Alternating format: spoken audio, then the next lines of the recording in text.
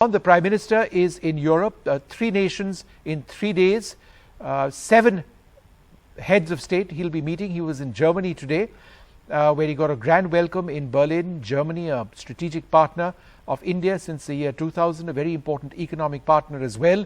The Prime Minister is off to Copenhagen tomorrow for the Nordic Summit with several Scandinavian leaders before he travels day after to Paris, France, where he meets Emmanuel Macron, the French president, a close friend of his who's been recently re-elected as president of France.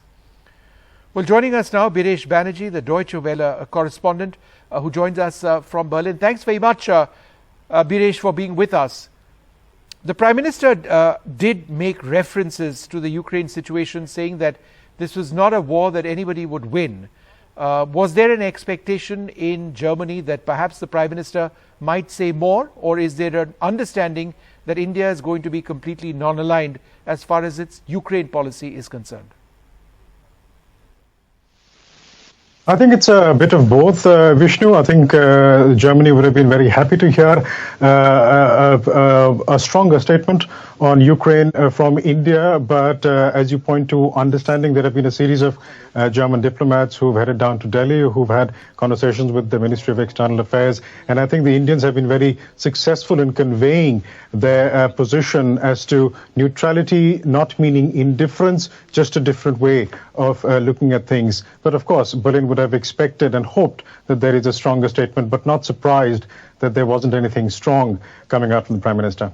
How important is this equation between Germany and India, particularly the trade equation?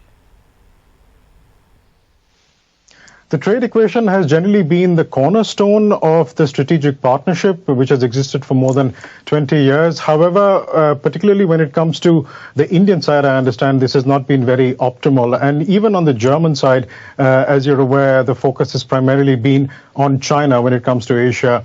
But then the past 3 years, and I say 3 years particularly because of the COVID pandemic and also the war in Ukraine, have dramatically realigned priorities here in Berlin. Berlin has sort of realized that 2 things are very important. One is a diversification of supply chains and also markets, and also a focus on security in the Indo-Pacific region. So if you look at it from those points, today was a very successful day, at least when it comes to the relationship. Both leaders talking about taking this relationship forward. At least 14 memorandums of understanding or declarations of intent have been signed, particularly when it comes to climate protection between India and Germany. There is also a hotline that's going to be set up between the foreign ministries in Berlin and Delhi. I mean, it's a sign of the 2 countries coming closer, and both capitals, Delhi and Berlin, realizing that this is a changed world and this strategic partnership is important.